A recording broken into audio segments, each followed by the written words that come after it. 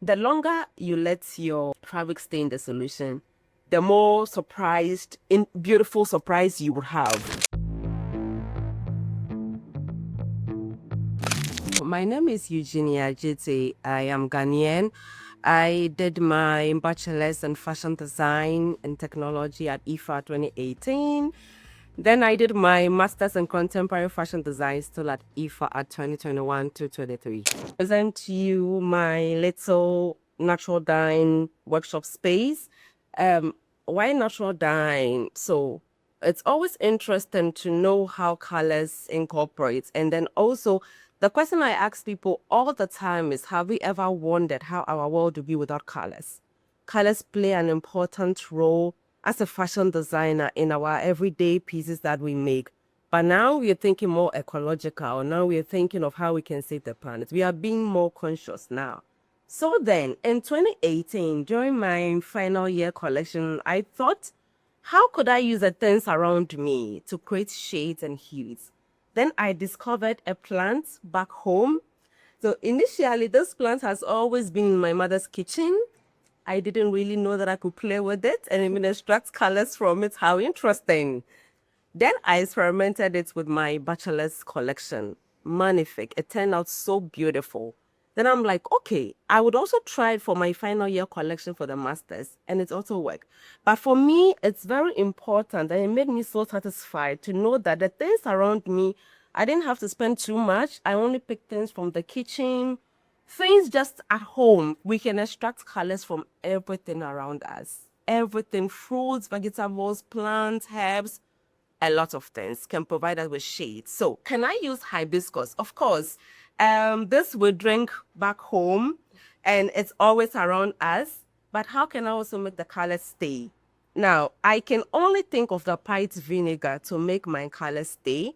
I also use salt and I also use baking soda. So if you want to stay natural, make sure you're natural all the way up. You don't want to incorporate anything that would distract your natural idea. So for every time when I prepare my dye bath, I pre-wash my fabrics or I soak them in the white vinegar solution. Let them sit for like 5 to 10 minutes and then put them in the pot of the solution that I always make. So usually you can let it boil to extract the colors or put the colors in the water and then you can turn it off. I also have, this is the turmeric. And I also have here the hibiscus. Rinse it out a bit. So you can rinse it out a bit to wash the excess part of the turmeric out.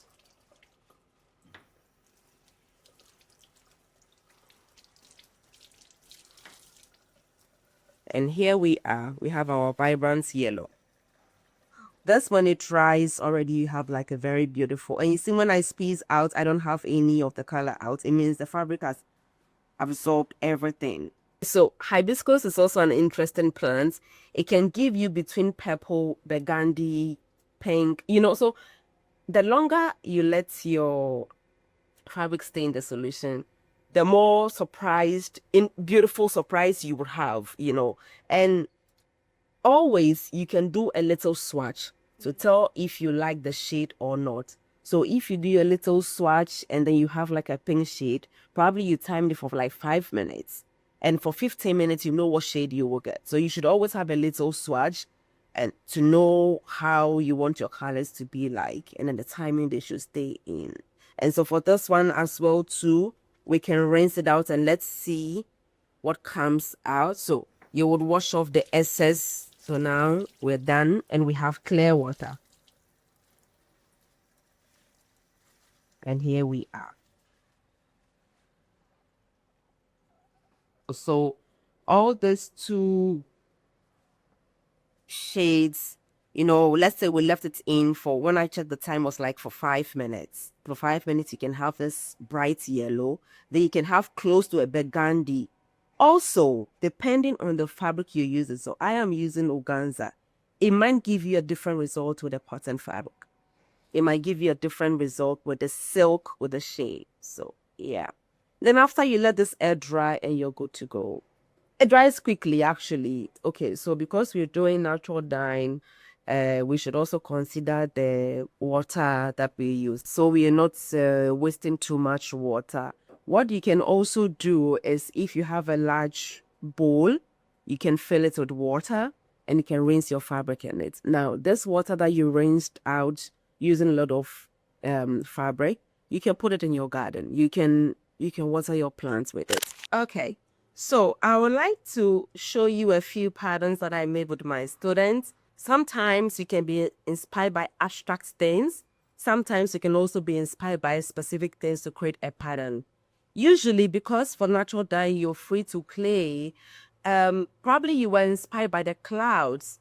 You would do something very close to the clouds, and when someone see, they can tell where the inspiration is from. It might not be the same, but at least when you look at the two things, you can tell. So she only used a natural fiber. So one thing I forgot to mention when it comes to natural dyeing, always stay natural from start to finish. Natural fibers only. Never dye a synthetic fabric with natural ingredients, it wouldn't work. And so she created this kind of square shape. How did she create this kind of pattern? So she put in like a square wooden plate beneath the fabric, and then she tied it around it. So after dyeing, when your fabric is dry, you have this pattern in it. This she used turmeric. Now, turmeric is one interesting plant that you can use, or interesting spice that you can use when it comes to dyeing. See how it works on cotton and see how it works on silk. And the longer it stays, the more orange it becomes, the quicker you take it out. So when you're in quickly, you are like yellow like this. And when you stay in longer, you have like different hues, different shades, like, you know. So one thing also with natural dyeing is the longer your fabric stays in the solution, the more intense your color becomes. And also when it dries, it fades a bit because, of course, it is natural. This fabric was dyed from henna.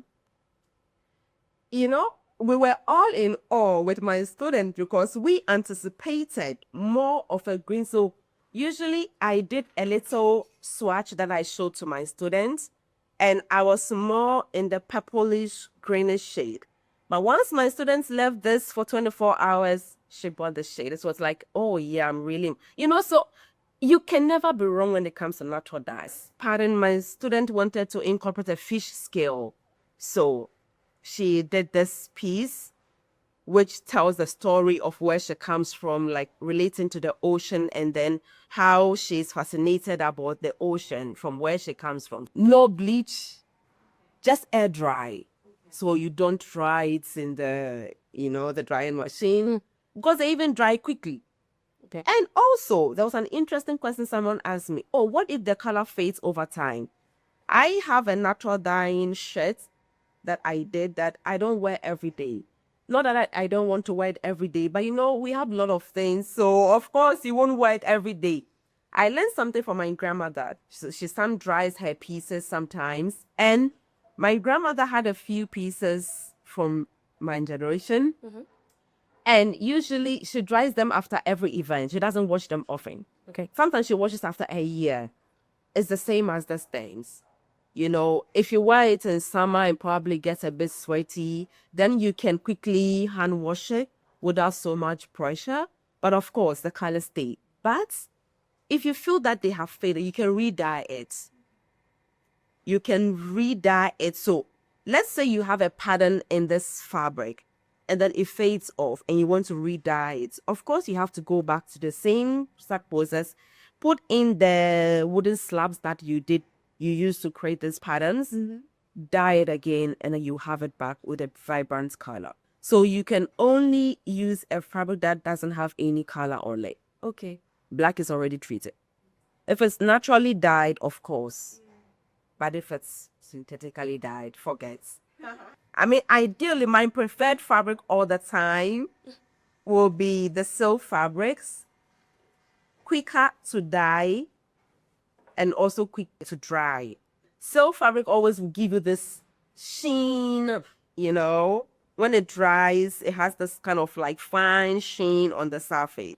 And so you see the difference between cotton and the silk. And also cotton absorbs more, silk absorbs less. cotton takes a bit of time to dry, self-dries quickly. So if you're a student and you have like a lot of projects to work on, you might as well decide to use lighter fabrics that will dry quick.